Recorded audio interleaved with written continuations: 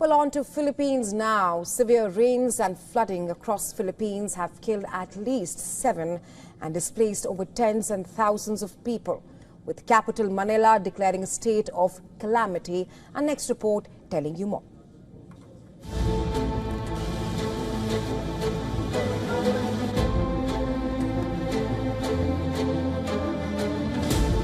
Heavy rains and thunderstorms lashing across the Philippines have brought life to a standstill. Floodwaters driven by torrential rains have submerged major roads in Metro Manila and surrounding areas, forcing schools and offices to close down and water on streets rising still. A high-level red alert has also been issued by the Philippine National Weather Service for several areas. It's very difficult for us. To be honest, for me, for the commuters, it's very hard to fast and go through my work. And actually, as you can see, the flood is going high. The effect of Typhoon Wipa that hit China, Hong Kong, Taiwan, and now Vietnam and Thailand continues to persist, affecting over 1.41 million residents in the region, with more rainfall predicted in the coming days. Despite the gloom and widespread devastation caused by the storm, people are trying to keep their spirits up, such as this couple who tied the knot in their wedding attires after walking down a flooded aisle, cheered on by friends and family. We just mustered enough courage to get married today. We decided today because it is a sacrifice in itself, but there will more sacrifices if we don't push through and reschedule it another day. Wipa weakened and has been downgraded to a tropical storm before making landfall in Vietnam. Bureau Report, WION World is One. Well, residents of India's capital, New Delhi city, woke up to intense rainfall as parts of the national capital and the NCR region received heavy rainfall. India's opposition is blaming the ruling party for waterlogging in parts of Delhi NCR. And the Bharatiya Janata Party is responding to the claims. As rain pounded Delhi, the Aam Aadmi Party took a dig at the Delhi government. AAP's Atishi and Saurabh Bhardwaj raised questions by sharing videos of apparent civic mess. AAP leader Saurabh Bhardwaj shared a video on his social media showing a civilian wading through the heavily waterlogged street through an inflatable boat. Bharatiya Janata Party leader Pradeep Bhandari was quick to respond, claiming that Delhi under BJP and leadership of Rekha Gupta has achieved what the AAP could not in the last 10 years. Doubting BJP's leadership, he shared a picture of Delhi's underbridge called the Minto Bridge that saw smooth traffic movement this morning despite rainfall battering the national capital. The AAP, led by Arvind Kejriwal, lost power in Delhi early this year to the BJP after over 10 years of rule. The AAP had won the Municipal Corporation of Delhi MCD polls but chose not to take part in the mayoral election after its assembly poll defeat, saying it did not receive the numbers. Several areas in South Delhi, to name some, ITO and Mehroli-Gurgaon Road experienced traffic jams due to water accumulation and slow-moving vehicles. Widespread traffic congestion was reported from parts of North and South Delhi as well. India's weather body has predicted light to moderate rainfall for the capital over the next few days and has also issued an orange alert for the capital.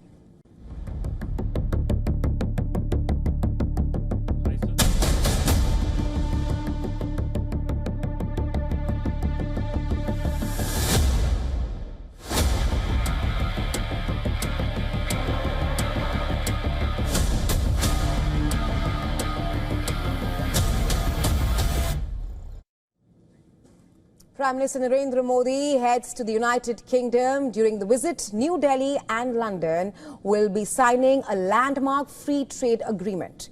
India will also be raising concerns over pro-Khalistani activities.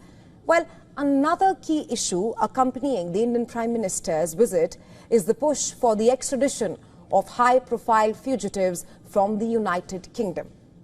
Addressing a press briefing ahead of Prime Minister Modi's visit to the United Kingdom, India's Foreign Secretary Vikram Misri said that London and New Delhi have held talks on the matter and that they are continuing their efforts to extradite these fugitives to India.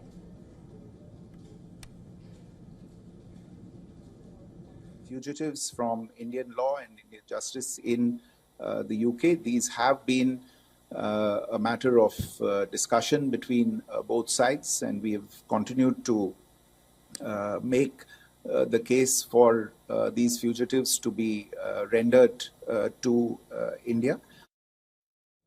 The Indian government will be making the case for the extradition of fugitives like Lalit Modi, Nirav Modi and Vijay Mallya from the United Kingdom as a part of their ongoing efforts to secure the return of these individuals wanted for legal proceedings in India. Now, Vijay Mallya is accused of defaulting on $1.1 billion loan to Kingfisher Airlines and others, while Nirav Modi wanted for alleged $2 billion Punjab National Bank loan scam and money laundering. And Lalit Modi is accused of money laundering and violating FEMA, which is the Foreign Exchange Management Act with the United Kingdom. While there is an extradition treaty signed between New Delhi and London in 1992, according to India's Foreign Secretary, New Delhi is following up closely with its partners in London on this matter. Well, apart from this, UK Prime Minister Keir Starmer is expected to discuss the unfortunate Ahmedabad Air India crash with the Indian Prime Minister Narendra Modi.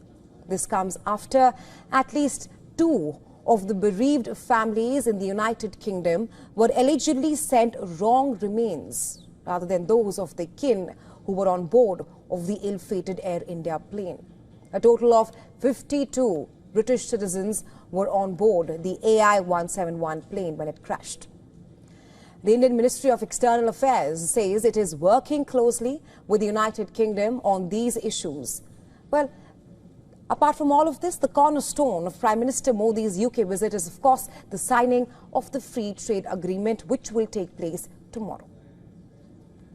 Is an incredibly important visit, is how it's being seen here in the UK. Of course, the two countries have very close ties on all levels, especially trade. So everyone very keen that this all goes smoothly. In terms of what is going to be going on here, well, the UK really will be rolling out the red carpet for the Indian delegation. We expect meetings at the highest levels. We also expect meetings between respective government ministers as well.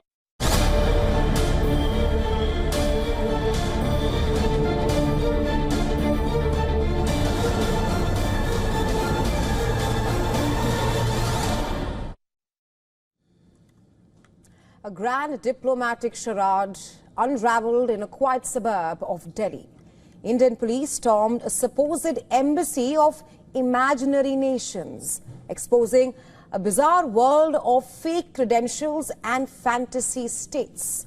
In Ghaziabad, investigators uncovered a fraudulent embassy operating from a nondescript residential building, complete with opulent vehicles, sporting bogus diplomatic plates and walls lined with invented insignia.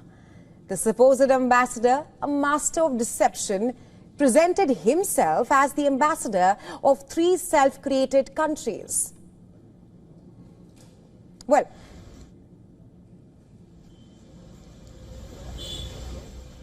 let me try to spell out the names. The nation of West Arctica, as well as equally fictitious states like Seborgia, Polovia and Londonia. The plot was as elaborate as it was absurd. For years, this self-styled diplomat bestowed forged diplomatic IDs, even hosted fake official gatherings. He paraded through Delhi in these swanky cars, hoodwinking locals and authorities alike. The scam flourished in the strange underworld of self-declared countries. It wasn't just a petty con.